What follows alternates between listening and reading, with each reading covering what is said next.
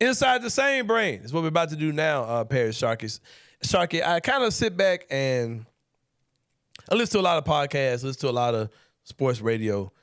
And this particular topic has been, I'm behind on this one. You know what I mean? But I had to watch this when I watched it. Let everybody else get their thoughts up. Not my design, I just haven't had a chance to sit down and watch this. And it's BS High, what I'm going to talk about today, man. Ron, is it Ron Johnson? Roy Johnson. Roy Johnson. Oh, Roy. Yeah, Roy Johnson is his name. For those of you who don't know the story, I'll give a summation of it. A guy has an idea to start a school that's a college preparatory school, but it's not particularly connected to a actual school. It's actually a football program. Mm-hmm. I've seen guys do similar things to this, and what they did was actually very similar. But what it was is you have a lot of kids who play sports, play basketball, play football, but they're unsigned. No college has them. So what they would do, and he even said he started off doing this too, they would have like camps where they would invite coaches to come see these kids who are unsigned, trying to get them signed by somebody. Or he would just take a kid, do some workouts with them, and try to get these kids, signed off to somebody. Right. I know a lot of people do that. And there are a lot of guys that do that, and there is a financial incentive to it. You know what I mean? Like they may be getting some type of money from the coach or getting some type of money from even hosting these camps where the coaches come, etc. Most guys just do it out of love, or the money they make is just recouping expenses they've spent. Like it's not like they're really making money off of these kids. Yeah. But he took it up another level and started an actual team that would compete against high school teams. And the top programs is there. Right. And he made this team a traveling team that would compete against teams across the country with an effort to get film of these kids because they haven't had film in years, to get real film for these kids and try to get them to college. So there's some essence of a pure motive in doing this. Of course, they're known for the game that was on ESPN against IMG Academy that everyone knew about. And they were saying this is a fake team. This isn't a real school. All these type of things came out about Bishop Sycamore. I'll say this about Roy Johnson. I think he definitely has some type of mental issue. There's something not right with him. He's a pretty dastardly guy as well. I got really turned off. I've seen people say that this stuff is funny. I didn't laugh at anything in this show, man. As a person, you've worked with young people, Parrish. I have. Kenny's worked with young people. As a person who's done those things before in the past, I was really turned off by a lot of the stuff this guy was doing. Because you're talking about kids playing with no trainers on the team. Ooh. Guys were getting hurt on national television. Right. And the kid's mom came out there talking about she was the trainer. Yep. No trainers, no medical stuff going on at all. Bad equipment, like cheap equipment. One kid was using stuff he used from an old team he had. And they had to swap helmets. Yeah, they had to swap helmets. I played football. There's no way.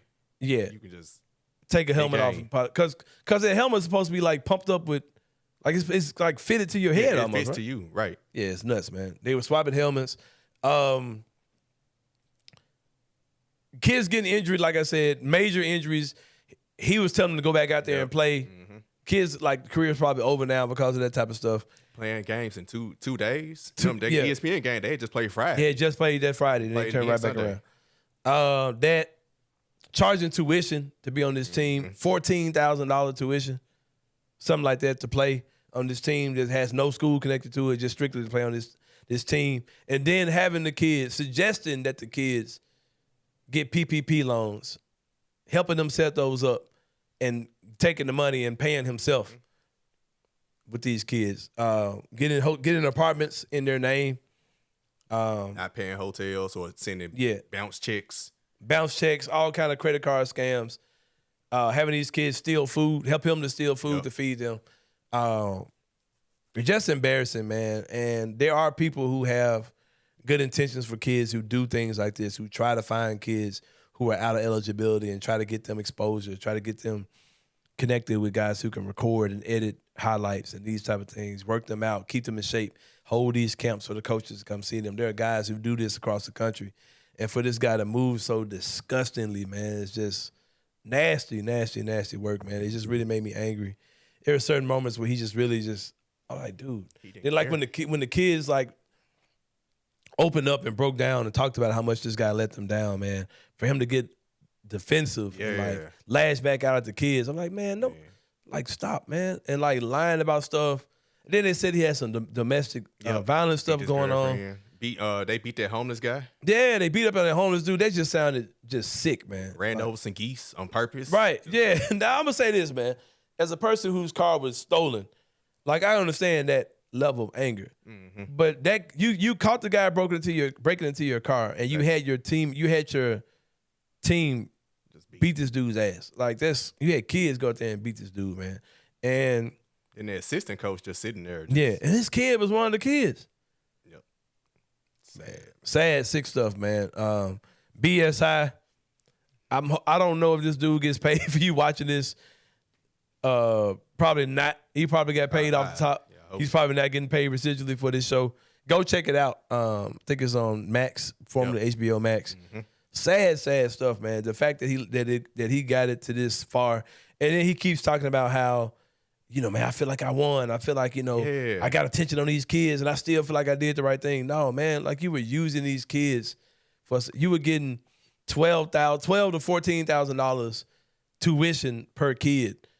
Do the math, man. You made over $500,000 per season, fooling around with these kids, talking about money that he spent for this and that. You were scamming the entire way, man. The kids weren't even getting good meals. You went on Twitter and targeted kids that were in the area, that were in the, you know, close to you, that you could get sliding in their DM trying to get them to go to your school, man, so you could pray off of them, man. It is sick. Then just when you thought we had a feel-good story, the quarterback getting an offer from Grambling. Yeah. He had got it pulled. Yeah, because of the kind of team he was on. And there are other ways he could have went about this, man. He could have he could have had a group of kids that, you know, I don't know, played some level of, you know, community ball or something. Just if he could have did something like that, I don't know what he could have done, but he could have had camps or something, man. But doing this is just wild. You make these kids look so bad. No protection for them. They probably had no insurance, nothing. They probably just out there just getting hurt. You had nobody qualified to be dealing with these kids, man. But Monty Jones summed up so many things so well. How in African American community, coaches are looked at so highly, man. They're respected so much, and this guy's out here just betraying that trust. And you had a parent that was your right-hand man who was nasty right with you. You know what I mean? So, man. A couple other points. The guy in the beginning, his former assistant, how he first acted like he didn't know him. Yeah. He was like, okay, he was around for about 3 weeks. Maybe 6 months. The dude got away because he was like, no, this is sick. How you go for not saying I don't know him to saying he was around for 6 months? Yeah, he got away because he was like, no, man, that dude's a joke. And he said, remember, he called his wife like, hey, the damn fool's on TV. Right. Yeah, man. Yeah. So also they had grown people. He had a JUCO college players already in college. Just so sad, man. Because I know guys who advocate for these type of kids, try to get them exposure, you know, to pay money out of their pocket to take these kids to tryouts for junior colleges and things like that. And man, it's just nasty, man. I don't know what his end game was.